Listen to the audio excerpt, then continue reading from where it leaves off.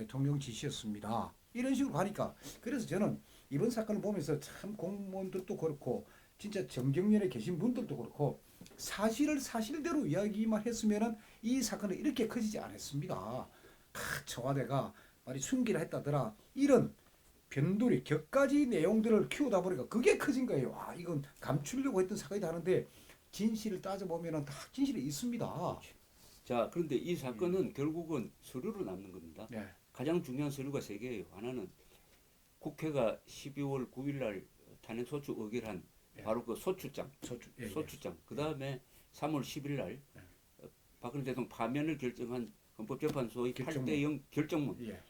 그 다음에 박근혜 대통령을 구속시킨 지난 네. 주말의 검찰이 제출한 영장, 구속영장 예. 청구서 이 세 가지 문서입니다. 세 가지 문서인데 소추장은 한마디로 말하면 표절 문서죠. 내가 과감히 표절이라고 하는 것은 언론 보도를 그냥 옮기고 예.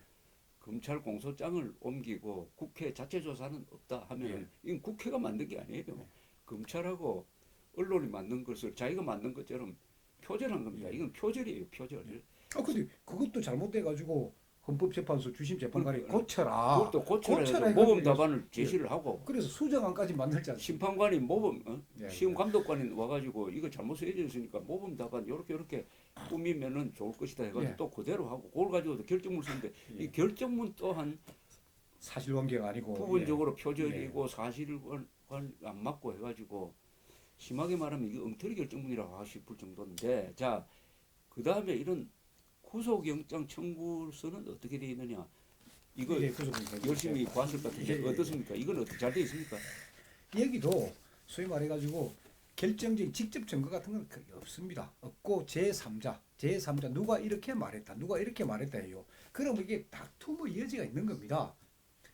주장이 다를 때 다툼의 여지가 있다면은 그렇다면은 이건 발부가 안 돼야 되는데 제가 사실 제일 놀랐던 거는 언론 이제 보도에 딱 보니까 저도 사실 몰라 보도에 보니까 이제 영장 담당 판사께서 보통은 영장 청구를 하면 이틀 만에 실질 심사를 하는데 하루 더 시간을 줬다. 왜?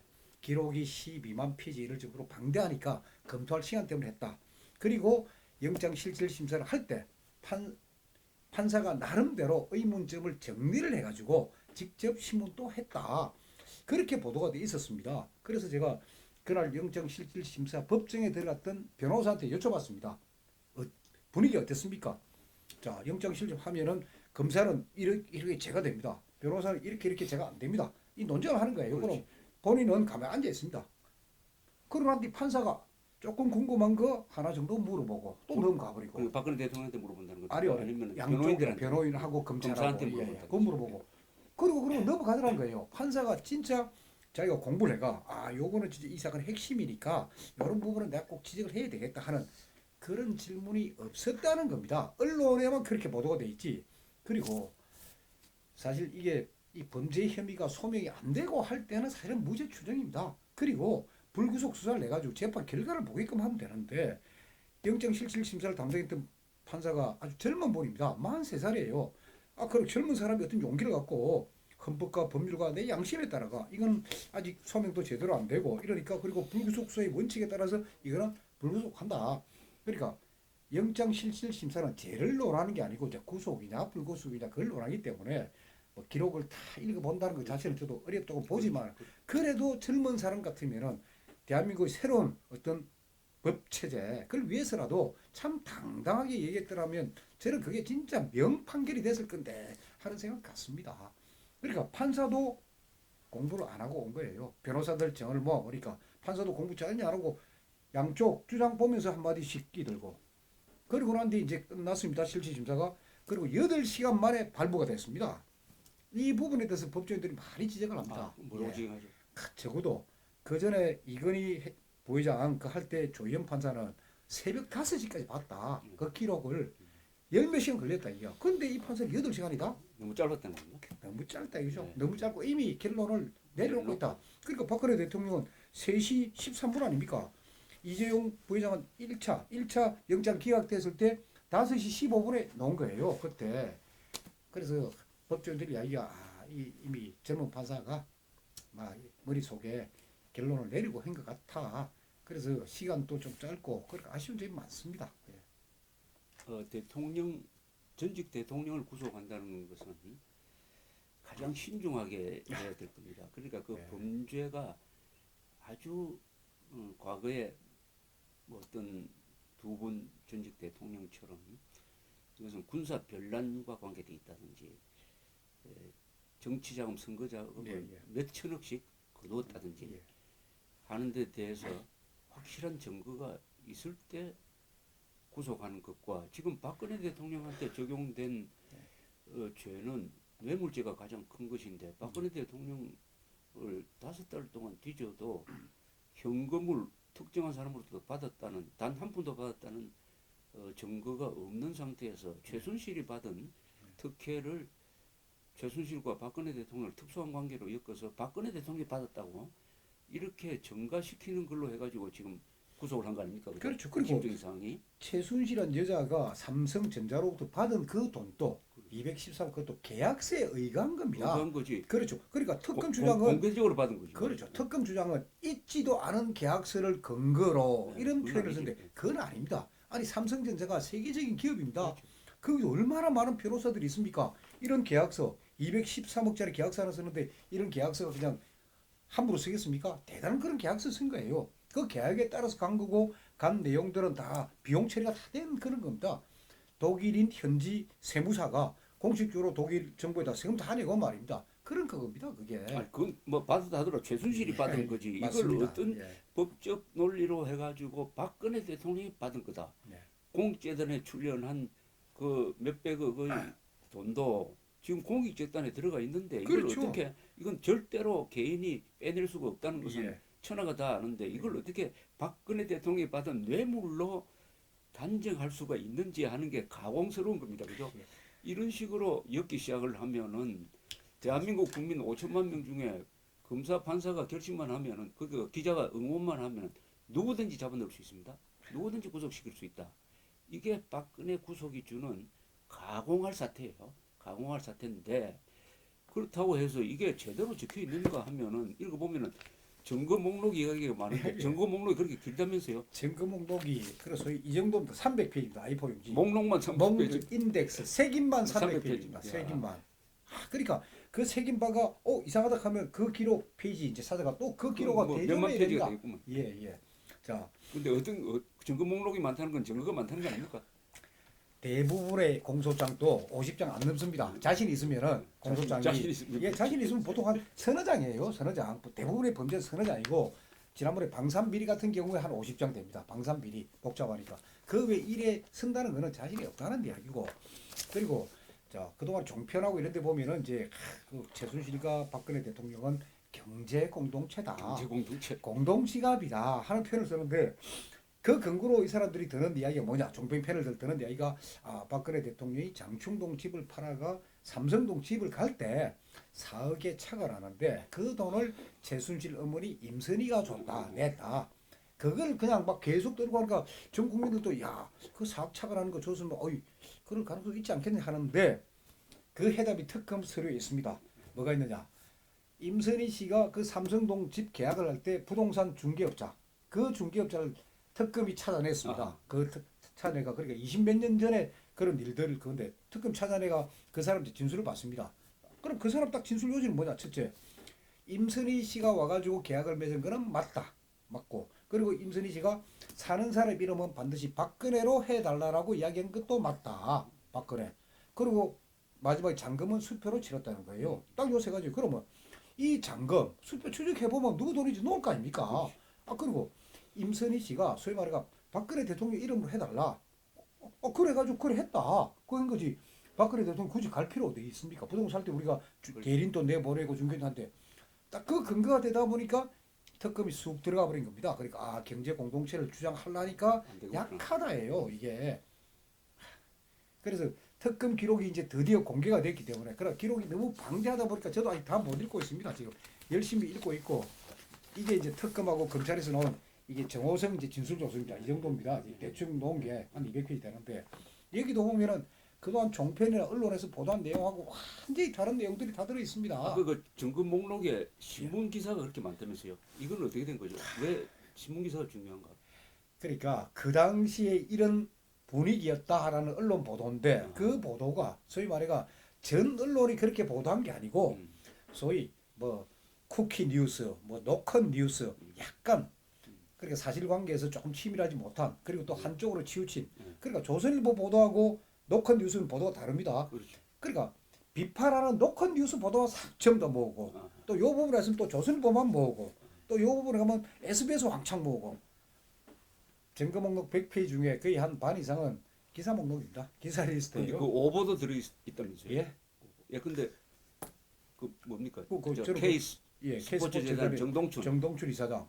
자, 정동춘 이사장 그는 한겨레 신문에서 K스포츠 재단 실체 밝혔다 하면서 할 때 제일 처음에 써먹은 게 정동춘 이사장은 최순실이라는 사람이 단골로 가는 마사지 숍의 주인이다. 주인이지. 그러니까 이 정도의 사람이 이사장도 하니까 참 최순실도 그렇고 정동춘이라는 사람 그렇고 이런 류의 사람들이 만들어가 저끼리 장난치려고 했다. 아주 부정적인 이미지. 그걸 심어주려고 한 거예요. 그런데 그러고 또 정동춘이라는 사람은 서울대학교에서 사범대학. 학사, 석사, 박사를 다 받았습니다. 스포츠 관리 전문가지. 그쪽 전문이고 그리고 대학교에서 강의도 했고 마사지하고는 아무 관계 없고. 전혀 운동기능회복센터라는 그렇지. 그런 걸 만들어 가지고 해오신 분이에요. 그런 사람을 소위 마사지 하면 우리는 좀 뭐랄까 부정적인 이미지. 부정적인 아주 그런 이미지로 만들어 버리는 거예요. 그런 기사들만 그런 뭐 기사가 합니까? 여기 증거로 증거로 그게 증거입니다. 오보와 조작도 증거로 제출돼 있습니다. 그것도 증거 서류에가 번호까지 매겨서 딱 들어 있습니다. 그게 그러니까 결정문을 방불케 하는 수준의 영장 청구서라고 막 보시면 될 거 아닌가 이렇게 생각됩니다. 이 이야기를 하면 밑도 끝도 없는데 다만 여기서 또 하나 우리 우 기자가 지적한 게 증거에 붙어 있는 것 중에 하나가 박근혜 대통령을 과연 뇌물죄로 걸 수 있느냐 하는 데 대해서 민변의 저 의견서를 받았다면서요. 예. 그런데 대한변협이 더 큰 단체인데 왜 대한변협의 의견서는 안 받았죠? 그렇죠. 그러니까 조금 편향돼 있다는 이 모든 수사가 편향돼 있다는 느낌 확 받은 거예요. 민변이 그러니까 박근혜 대통령을 뇌물죄로 소위 말해 처벌할 수 있느냐 없느냐 하는 그 의견서 그렇다면 적어도 대한변협이나 진짜 온 국민이 공적 기구에다가 물어가지고 학회라든지 학회라든지. 근데 민변 그거는 의견서만 혹시 붙인 거예요. 다른 거 있는데 민변만 본 거 아니에요? 아닙니다. 그건 나중에 조금 더 확인할 필요가 있다고 생각합니다. 제가 300페이지 다 읽다왔습니다. 믿어지지가 않아서. 예. 민변이 어떤 단체고 예. 저 공안 사건에 대해서 민변이 어떤 역할을 하시는지는 우리 관심 있는 애청자들은 잘 아실 거라고 생각하고 저는 이 영장 청구서에서 어떤 점을 중심 보고 깜짝 놀랐느냐 하면은 이른바 블랙리스트라고 알려진 그겁니다. 그러니까 문화예술계가 너무 좌편향돼 있는데 문제는 과거 정권에서 이 좌편향된 문화예술가 인사들에 대해서 국가가 국민 세금으로 지원을 했다. 이것은 절대로 이렇게 해서는 안 된다 해가지고 박근혜 정부가 이걸 바로잡기 위한 노력을 한 건 사실이에요. 네. 그것을 블랙리스트라고 하지 않고 문제단체 관리 방안이라는 이름으로 그 사례를 수집을 하고 지원되지 않도록 하라는 지침을 내리는 과정에서 핵심적인 역할을 한 사람이 김기춘 실장입니다. 근데 김기춘 실장의 말을 이 청구서에 적었는데 요지는 다 합치면 요지는 이런 거예요. 지난 15년 동안 종북 좌파 세력이 문화예술계에서 국가 지원을 받아서 반국가적, 반체제적 활동을 했는데 그것을 하지 못하도록 하라는 게 아닙니다. 하지 못하도록 하라면 예술의 자유의 문제가 제기되겠는데 그게 아니고 여기에 국가가 지원해서는 안 된다는 이야기를 한 거예요. 내가 낸 세금이 그 천안함 폭침이 북한 소행이 아니라고 한다든지 세월호에 대해서 이상한 음모론을 제기하는 국론 분열을 하는데 들어가면 되겠습니까? 그렇게 해서는 안 되겠다는 그 노력을 뭐라고 했느냐? 이것은 예술의 자유를 침해하는 행위고 공론을 분열시키는 것이다라고 죄로 만들었습니다. 그런 점도 있죠. 이런 점도 또 하나 있습니다. 자, 대한민국 문체부가 문화예술단체에 지원하는 금액이 한정이 되어 있습니다. 그렇죠. 그런데 그걸 또 지원받으려는 단체는 엄청나게 많습니다. 뭐 부산 국제영화제부터 광주 뭐 비엔날레부터 막 곳곳에서 다 달라 합니다. 자, 국가 예산은 한정돼 있고 달라는 데는 많고 그러려면 결국은 선별할 수밖에 없습니다. 그게 국가의 고민입니다. 대한민국이 돈이 많고 아주 넉넉하다면 다 줄 수 있는데 그런 점도 있습니다. 그런데 블랙리스트가. 예. 이 부분은 이거는 박근혜 개인의 문제가 아니라 국가 정체성의 문제입니다. 그러니까 박근혜 대통령이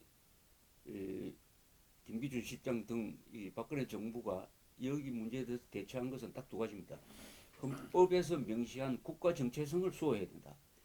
그리고 국민 세금의 낭비를 막아야 된다 하는 일을 한 거예요. 네. 국가가 반드시 해야 될 일을 한 겁니다. 국가가 반드시 해야 될 일을 한 것을 이 검사는 그리고 판사는 범죄로 본 거예요. 맞죠?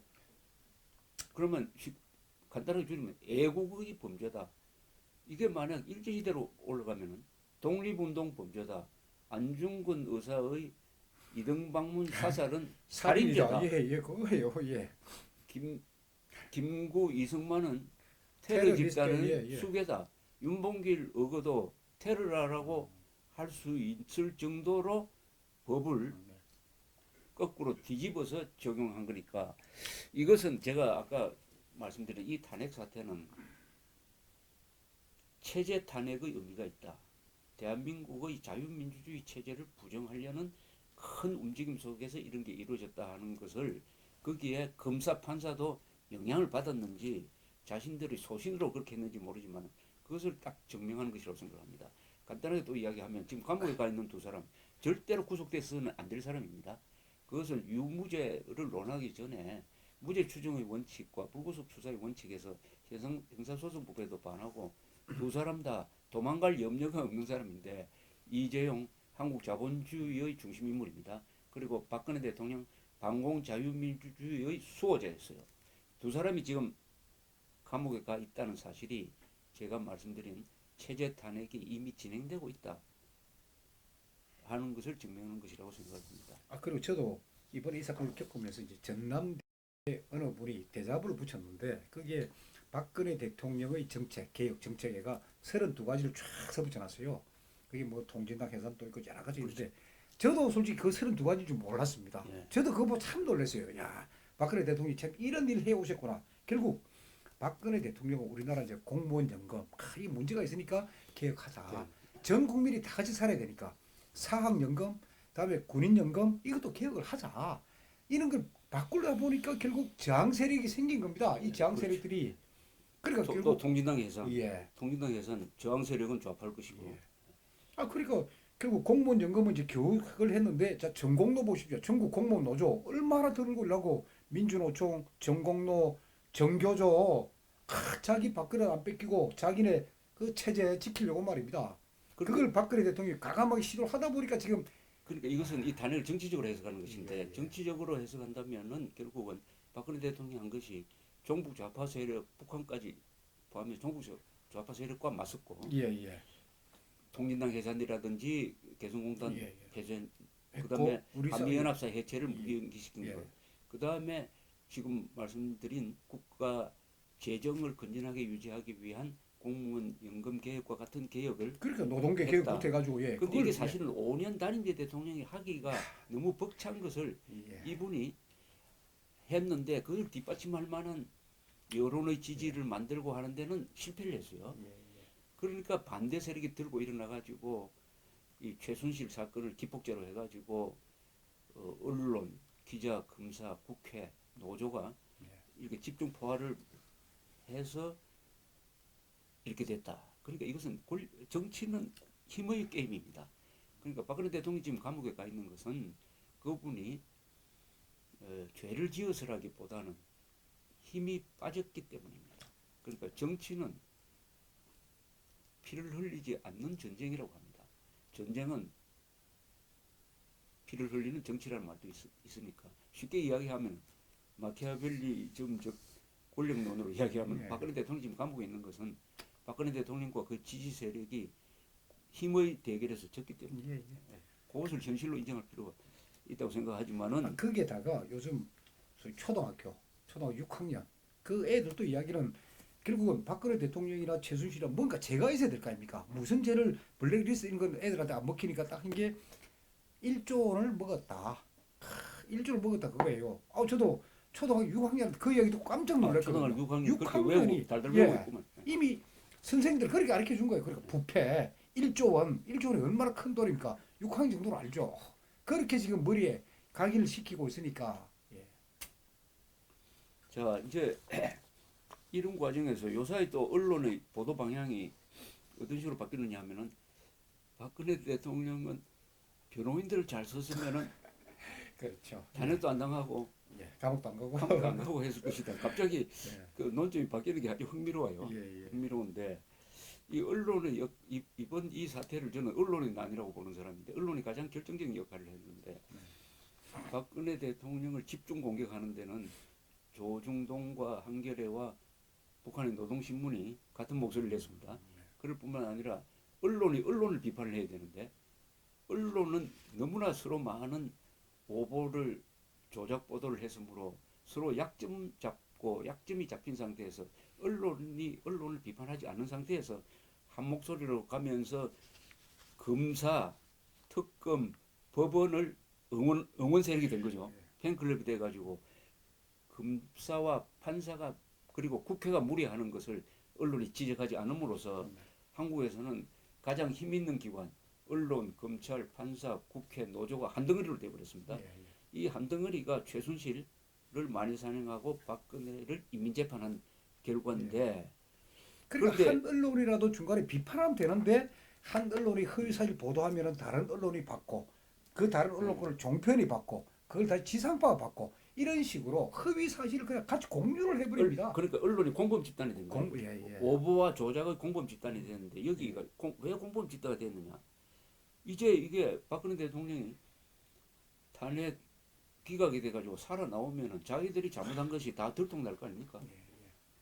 그리고 불구속 상태에서 자유로우면은 언론 비판도 할 테니까 일종의 저는 박근혜 대통령을 구속시켜야 된다는 언론의 암묵적인 노력이 있었어요. 이것은 그렇게 해야 입을 막으니까 증거 인멸이 되니까 박근혜라는 가장 유력한 증거를 인멸하겠다는 것이 그리고 그 다음에는 이 박근혜 사태를 대통령 만든 원인이에요.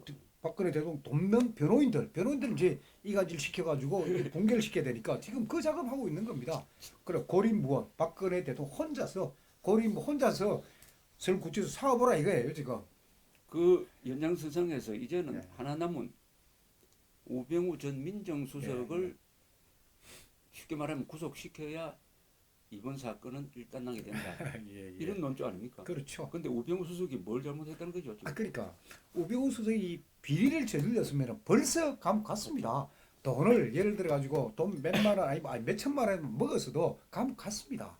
없습니다. 자 우병우 가족 회사 다 뒤졌죠. 그 뭐 하청업체 계약하는데 다 뒤진 그것도 없습니다. 자 세월호 그때 해경의 뭐 압수수색을 막았다.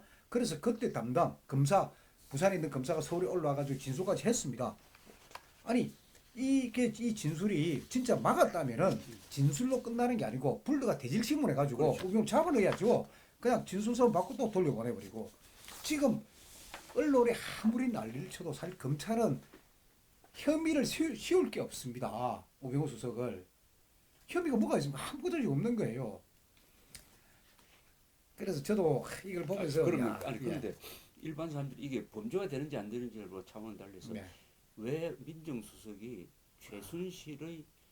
최순실과 박근혜 대통령이 이렇게 친밀하게 지내는 것을 몰랐느냐? 이것은 직무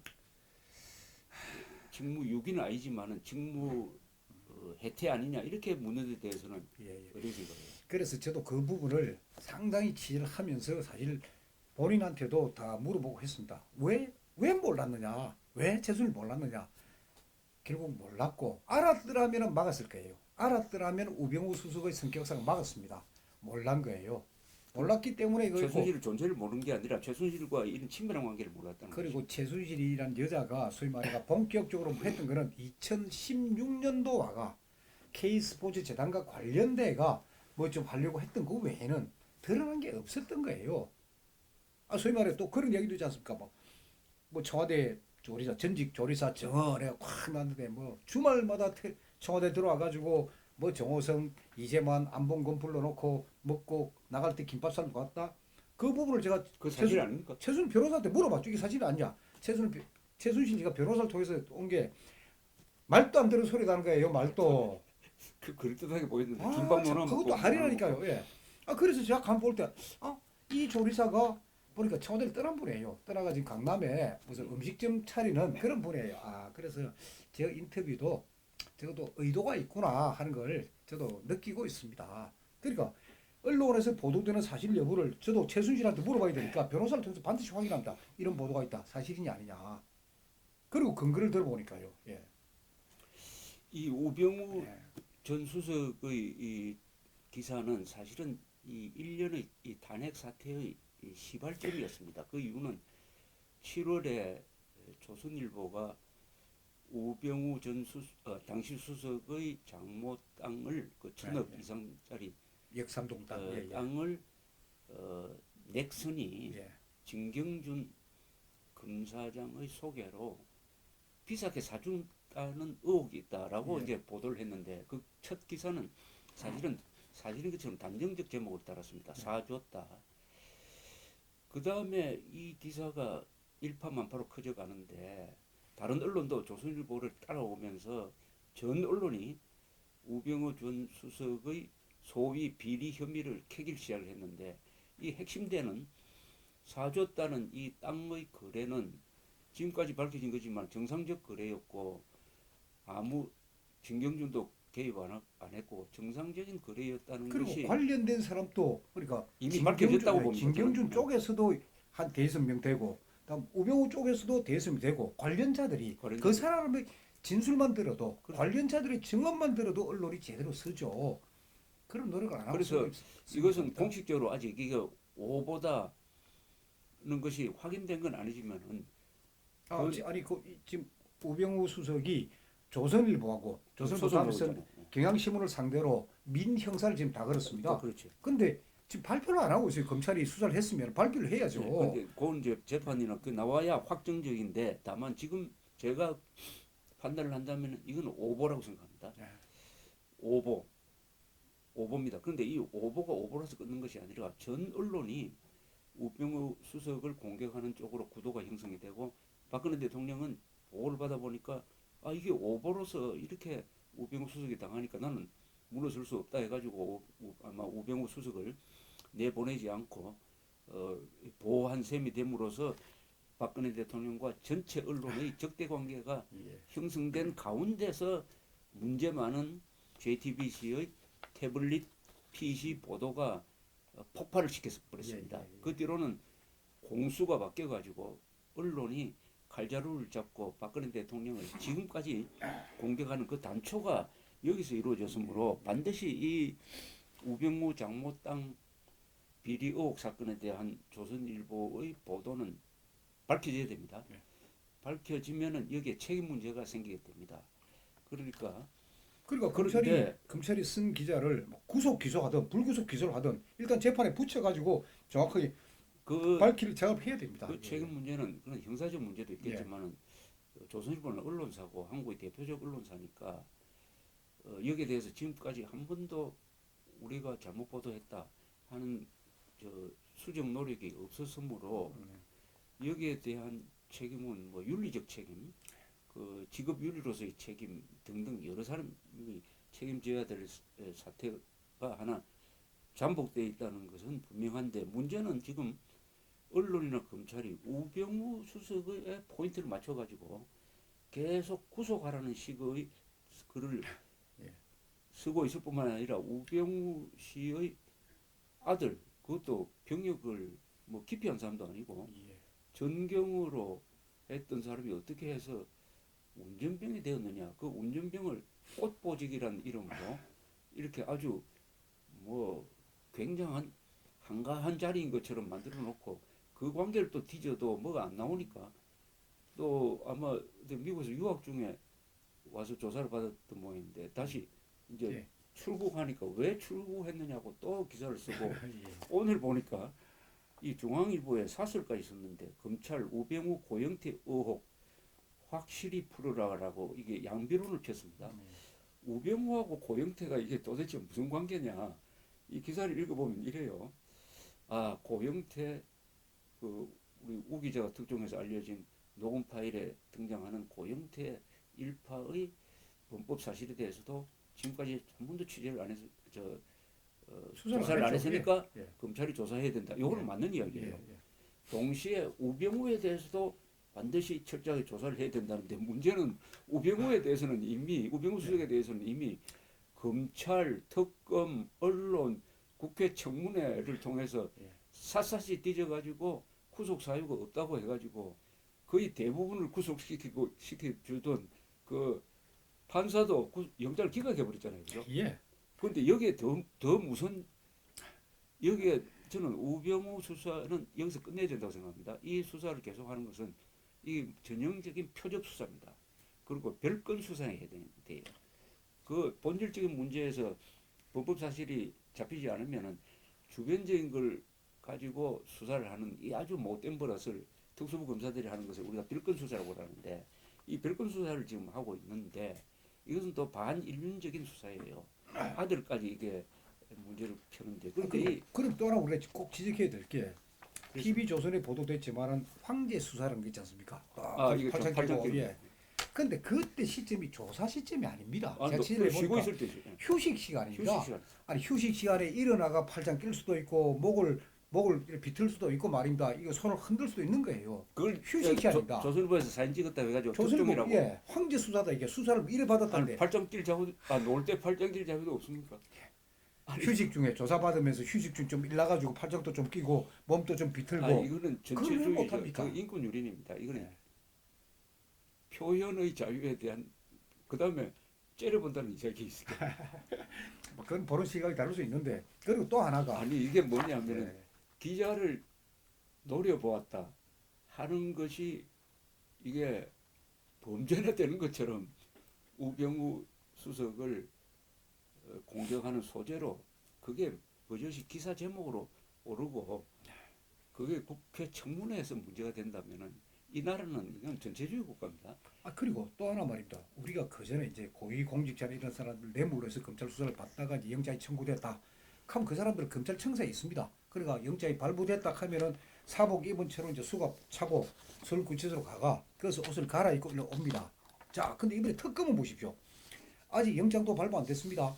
아무 상태 아닌데 이재용 부회장 서울구치소 가가 옷 다 갈아입힙니다. 옷 다 벗기고 소위 말해가 이른바 항문 검사 다 하고 그리고 갔다 나왔다가 영장이 기각되니까 다시 나온 거예요. 국가인권위원회에서 이미 이거는 올해 1월달에 지적했던 겁니까? 예, 지적을 했습니다.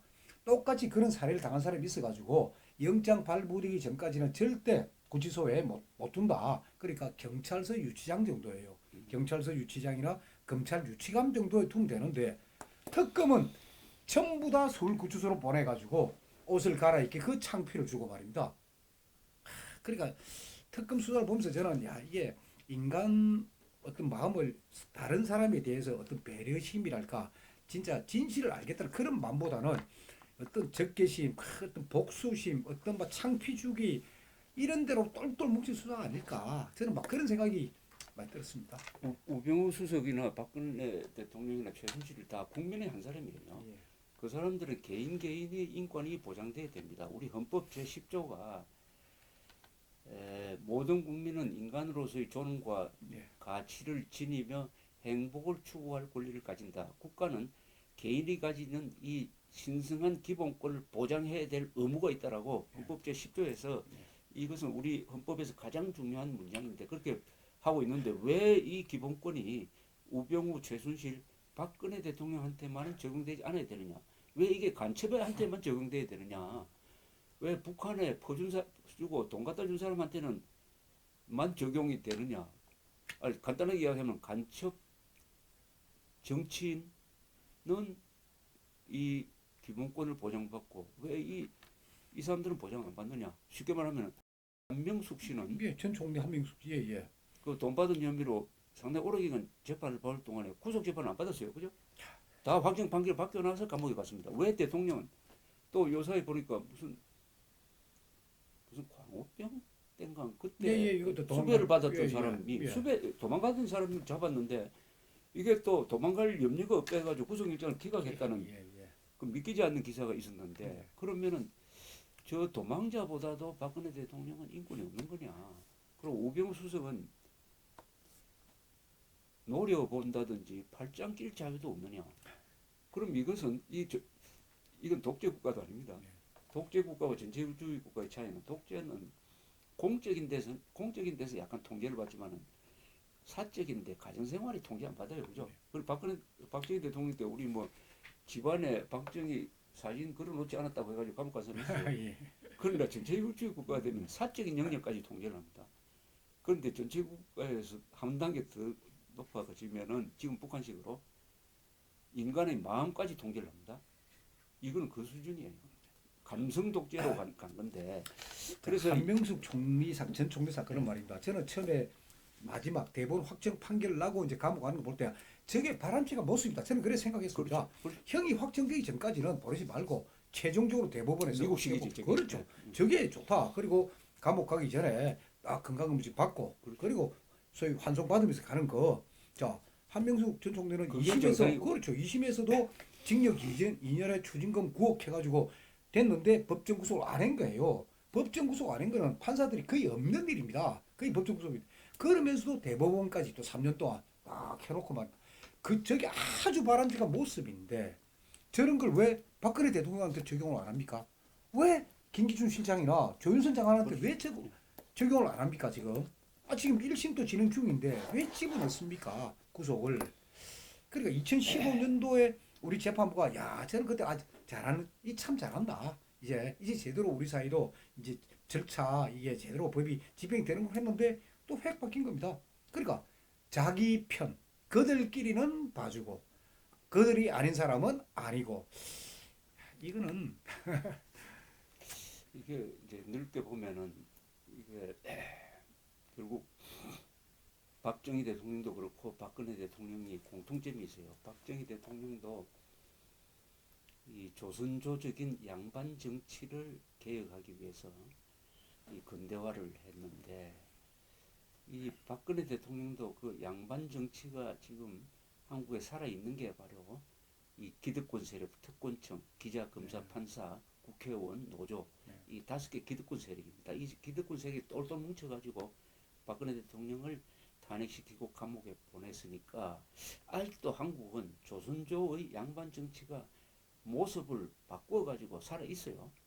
지금의 검찰은 과거에 사헌부하고 비슷해요. 지금 언론은 과거에 그 사관원하고 비슷하고 지금의 학생 지식인들은 옥문관하고 비슷합니다. 과거에 조선조 정치도 사관원, 사헌부, 옥문관 이 사람들이 주도를 했다고요. 그 정치가 안 변하고 있는 것 같아요. 아까 그 무슨 언론 단체에서 이 사건을 박근혜 국정농단 사건이라고 명명해야 된다고 생각한다면은 아마 머지않아 우리가 이 정의가 살아있고 법이 살아있다면은 이 사건의 핵심은 박근혜 인권 유린 사건이다. 정치적으로는 정변이다라고 규정할 날이 와야 된다고 생각합니다. 그래서 앞으로 이런 이야기를 계속 해야 되겠는데 마침 1시간 지났는데 오늘 이야기는 주로 전반적인 것을 훑은 거니까 앞으로 계속 이런 자리에 와가지고 계속 옛날 기자로 돌아가. 예. 기자가 원래 이 고참 기자가 되는 것도 괜찮아요. 아니 현장 앞으로. 뛰는 게 더 재밌습니다. 그렇죠. 현장 예. 뛰는 기자.